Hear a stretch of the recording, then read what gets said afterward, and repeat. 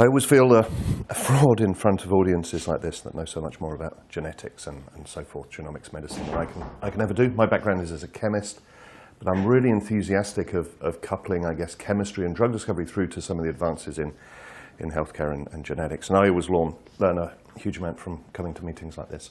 Today I'll tell you about some of the features that make a drug target. There's a composite of two features. The first is druggability. Will you be able to develop a drug that engages with that target in a useful way in the body? Turns out evolution's done a really good job of hiding away a whole bunch of the very sensitive machinery that gives rise to disease outside of the range of drug targeting. And secondly, I guess, the component of efficacy. That you can find drugs that bind to lots of genes, they just don't do anything in a health setting because the gene really isn't important or isn't causal in a disease state. So I now work for the Medicines Discovery Catapult after a background at large pharma, academia, and biotech. The Medicines Discovery Catapult is a UKRI-funded agency, an independent non-profit tasked with supporting small companies, UK SMEs, and translational academic science. So we try and do things like find data or perform analysis for companies that can't recruit the specialist staff. And my particular area is in sort of nerdy data acquisition, some AI machine learning approaches on top of that. So druggability is one of those sort of really tantalizing concepts. A gene is druggable in that you can target it with a drug, but you don't really know that until you spend a huge amount of time and money, often $2 billion or something, establishing that a gene or targeting a gene with a drug actually works. So there's two components, as I've said, to this druggability. There's the target ligandability, an even more contrived word than druggability itself. And this really is that the target or the genome product, in the broadest sense, contains a binding site that can be specifically engaged by a dosed therapeutic. Of course, you can dose drugs in lots of different ways, parenterally, antisense, small molecules, all sorts of stuff. But the corresponding binding sites, or the shape of the features that make a good drug target for those different modalities is very different. So the second component is this target efficacy, in that binding a specific drug-like molecule to that target modifies the disease process. So the real stuff we're interested in is, it's one of these disappearing screens, isn't it, for a laser pointer? Yeah, it's a television screen. Yeah, sorry. Bring back the old days. So the thing we're interested in is that little red set in the middle, those that have a binding site suitable for a drug in the broadest sense, monoclonal, small molecules, so forth, and those genes that are responsible in a controlling way or a curative way for fixing a disease state. We've got about 20,000 genes. Turns out that from the ligandability side, probably as an upper limit, about 5% have a suitable binding site for drug discovery. So the upper limit with respect to drug discovery is potentially in the order of, say, 1,000 novel targets. We've got quite a bit of headroom. There's about 300 to 500 drug targets or genes that have been targeted with drugs so far. But it turns out that drugging a target for a first time, the type of thing you need for an innovative, novel mechanism-based medicine, is a very expensive, long task. I think the efficacy portion, from my view, has been less supported. It's clear that we do have a whole bunch of genes that are essentially disposable. My body even is pretty robust to losing a whole bunch of its components. But again, my suspicion is that probably it's going to be about 5 to 10% of genes have got some causative role in disease at the end of the day. So at the moment, we're trying to learn from that little red set about some of the features to do with good drug targets, and some of the features involved in this sort of efficacy and safety component. So what are the historical drug targets? A few years ago, we published probably the first comprehensive review of how the current pharmacopoeia works. It's actually, for a lot of small molecules, a remarkably difficult thing to do, because a lot of the The psychotic drugs have got multiple targets. There's a huge debate over whether this polypharmacology or multiple targeting of a gene at the same time is an important part of drug discovery. For things like monoclonal antibodies, it's remarkably simple to assign a target. And there are still drugs that we don't know, without a lot of, in spite of a lot of work, exactly how they have their therapeutic effect. So we've updated this this data recently for some of the drugs that didn't have known function, and recently published a review that sort of assembles this data into some hopefully accessible form. Here's a breakdown of fairly recent drugs. The data set's about 5 years old now, but things haven't moved on because drug discovery is quite glacial. It takes a long time to get things from the clinic, from the lab into the clinic. So if I did this with 2019 figures, it would look roughly the same. The majority of drugs are still small molecules. There's a significant fraction, of course, of monoclonal antibodies. So on the left are approved drugs. On the right are the corresponding classifications of the drugs for agents in late-stage clinical development. So to get a USAN, a United States non-proprietary name, you typically have to be in phase 2B. So that's the sort of time when you're starting to look for efficacy. A company's pretty certain it's going to, or hoping to market that drug. One of the notable things here is the big difference between the fraction of drugs that are monoclonal antibodies in late-stage trials, these are distinct drugs, and those that actually make it through to being approved.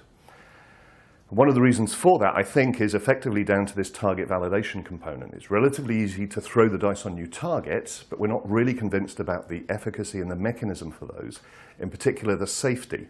So the profile of drug failures and success is very different between small molecules and protein therapeutics, a very different profile, probably a more expensive profile because you really do need to get into patients to get that, sort of killer blow. It's easier to get there, but it's a lot of money to do the trials.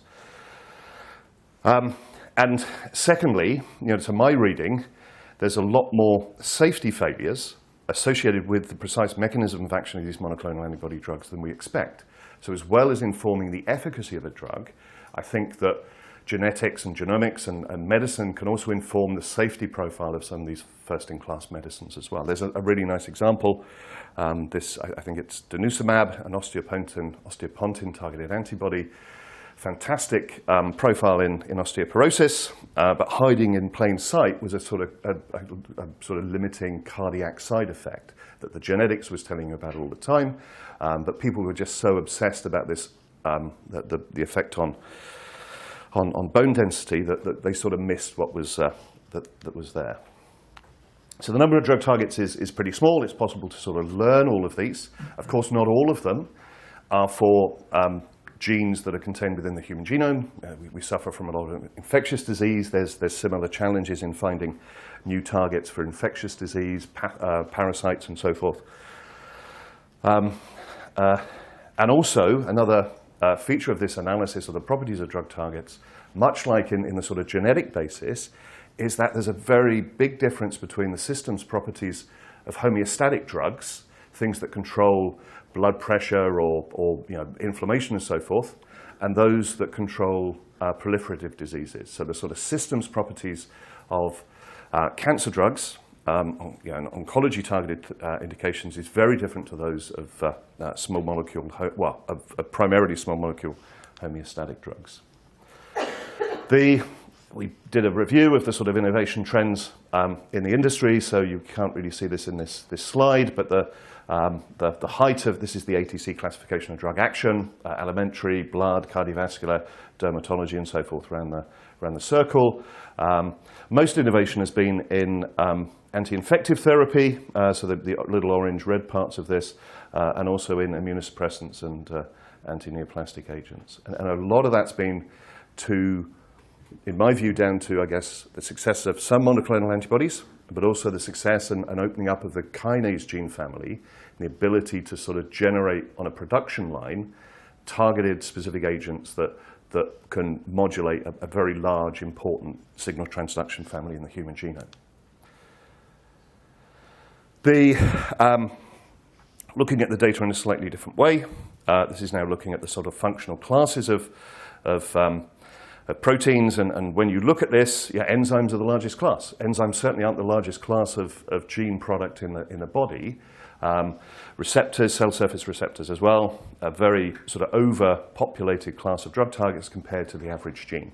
The reality is that there's a lot of tantalizing genetics results out there for which, you know, they probably are causal, but we have no clue with the current range of drug development technologies and modalities of actually how to modulate their function. And this is, I guess, particularly, you know, for me, from my background at least, this is particularly sort of tantalizing and frustrating for these sort of non-coding variants that, you know, seem to have really strong signals, but how do we do something with them?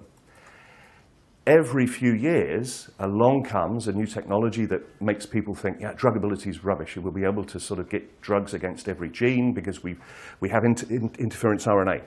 Turns out there's always some gotchas with these that limit their real-world application. CRISPR, again, is one of these things that sounds great, but I think it's going to be stuffed with a whole bunch of big gotchas and ethics and so forth as we go through actually putting it into the real world.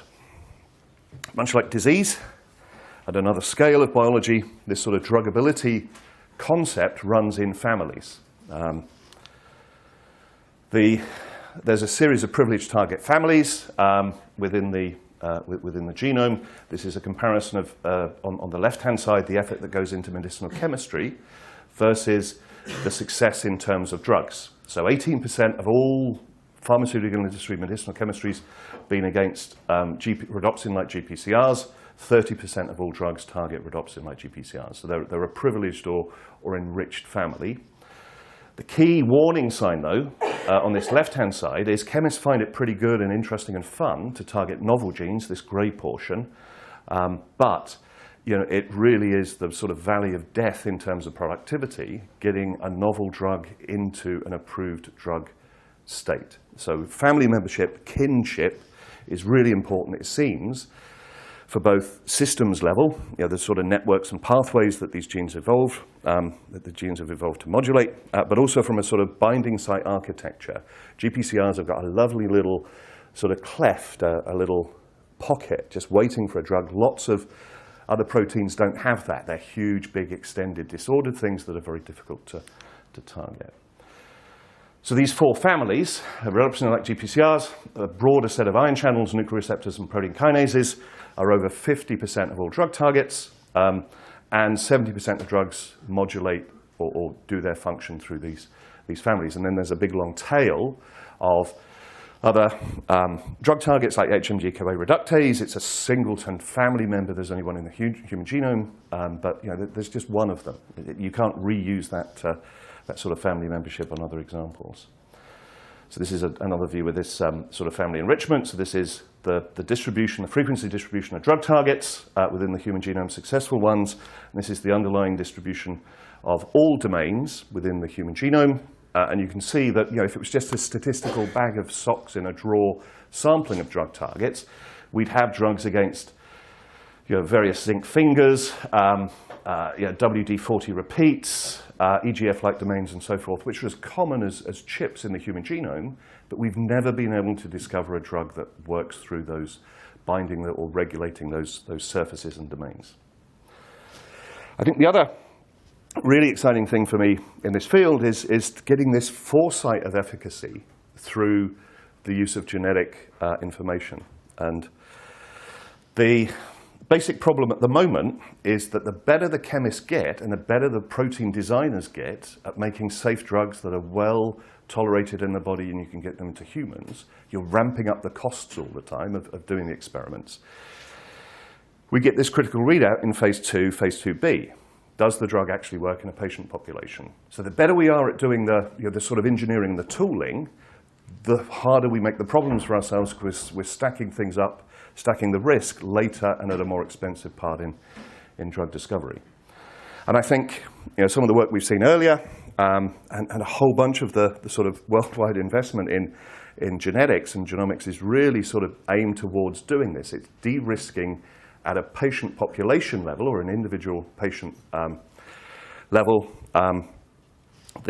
the risk or the association of a gene with a particular disease state. The other thing which is pretty clear now is that in order to study human disease, you really need to study humans, not model organisms. And this is a figure taken from the paper, the NRDD drug review paper, with a sort of organized sort of tree of life as a series of individual rings. The darkness, the dark blue of the target here is showing the presence of that gene or homologs of that in these related organisms. And of course, you know, E. coli is a pretty good model for anti-infective diseases, that sort of J section down the bottom. And the drug targets tend to be a little bit orthogonal to the human genome. But you can see, even for things like dog and pig, there's significant genetic variation around human-validated drug targets that don't actually reflect or have some differences with the way that their bodies might work with respect to ours, particularly from a disease causation sort of phenotype. It's also quite nice that animals with a circulatory system tend to be better than animals without one for sort of cardiovascular disease and so forth. So the fundamental tenets of biological organization are there, but they're not nearly as strong as we probably need. And I think focusing on human populations is really the place we are now. A few years ago, I came across a great collaborator, long-term collaborator, a pair of them, Arun Hingorani and JP Casas, and they really introduced me to this sort of concept of Mendelian randomization as a way of doing genetics-based validation of a drug target for germline diseases. Doesn't work at all for somatic diseases, so cancer, cancer risk maybe, but sort of processing somatic mutations just doesn't work with this approach. Homeostatic targets are very different from oncology targets, as I've already said. So normally in a clinical trial, you perturb a system in the body with a randomized controlled trial, one arm treated with a drug, one with a placebo, and then you look for a difference in health outcome. You can do exactly the same process, inverted, where you perturb the target, and the way you perturb the target is just genotype, and then measure phenotypes for those sort of genetically tagged forms, and then you look for correlation or association with health outcome and the variation in the underlying gene. I've got a natural, we've done some playing around with my genome.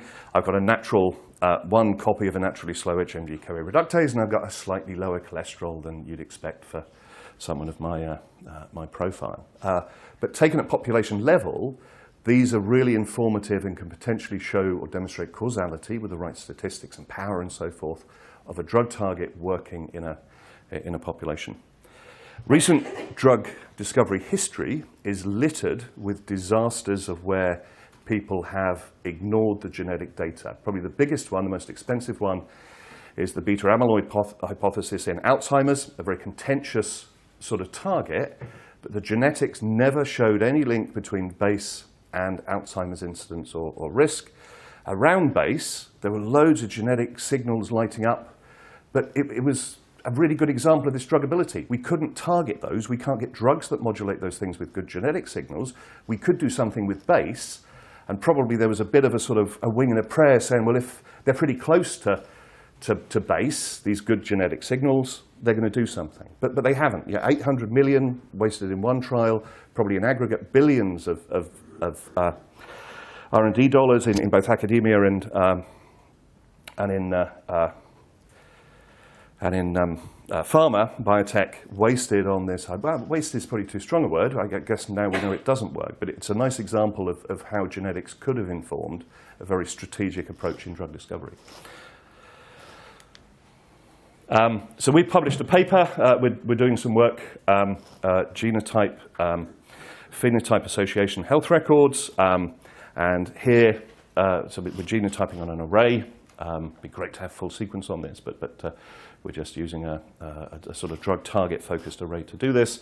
And one of the analysis we've done is I guess, this area of drug repositioning, where we're looking for discordance between the currently used indication of a drug, which is supported by GWAS, and then other things that look like diseases that are also supported by GWAS, for which we already have an approved drug. And this is quite a powerful potential way of getting close to patient interventions that you can try on the basis of both phenotype and known safety data, but also novel genetic data. Many people, because it is important, have published lots of analysis in this area. So drug development takes about 10 years, over $2 billion a drug, and depending on how you look at the numbers, it's even more scary than that. The big problem is this failure rate, and I think as we're getting better, as I said, we're getting better at the fundamentals, we're increasing the cost of this failure rate because we're kicking it further down towards these pivotal clinical trials. And the other sort of slightly scary thing is, 5%, 10% of drugs in clinical, of novel targets in R&D have got current genetic associations. So unless we start to change the way we prioritize and analyze targets, we may not get a lot better. The universe is certainly smaller than we thought for drug targets, but I guess the patients are waiting for drugs to treat their diseases. But for all of them, we might not be able to do something useful. Overview of a couple of key online resources. So Open Targets is a pre-competitive collaboration. Large number of pharmaceutical companies, the EBI and the Sanger, generating both informatics resources and experimental resources around essentially the whole human genome. It's a lovely platform. It's a great way of looking for evidence around drugs, around targets, their support with either clinical drugs or knockout studies and so forth. Nice tools to analyze the data. Another key project underway at the moment is this IDG, Illuminating the Druggable Genome. This is an NIH initiative which really is using this sort of privileged family membership. So the fact that there is a sort of finite target class accessibility for drugs to profile in depth all of those, and in particular to look at some of the ignored members of these very well studied families. So EGFR is a protein kinase. There's like a bazillion publications on EGFR. There'll be another kinase for which it's the same size. It has the same number of partners in the body. It does a whole bunch of signaling. But there's a lot less study currently gone on with trying to link that gene through to a disease. And the IDG both supports experiments to do that, but also brings together the data in a knowledge management center. They're very interested in tagging, I guess, tools or reagents that can probe in an in vitro setting, typically, the action of those drugs or the action of those targets in potentially new settings. So they're interested in this TChem, is the coverage of targets for which there's a chemical likely to be useful. There's also T-bio, which is the same for a sort of biological reagent that probes the function. And then finally, great resource for cancer studies, cancer target validation, the cancer database from the Institute of Cancer Research. As I said, the properties of oncology targets are very different, and it turns out the properties of anti-infective targets and anti-parasite targets are very different to those of standard sort of germline type diseases. So this is in my view, probably these previous resources are sort of germline focused, and certainly the cancer is more oncology focused. Couple of acknowledgements. PhD student from my group when I was at the EBI, did a lot of the drug target stuff. Rita Santos, now at GSK. UCL, long-term collaborators Arun and JP. And then finally, Bisan Al-Azakani at the Institute of Cancer Research. So thank you for your time. Very happy to take questions.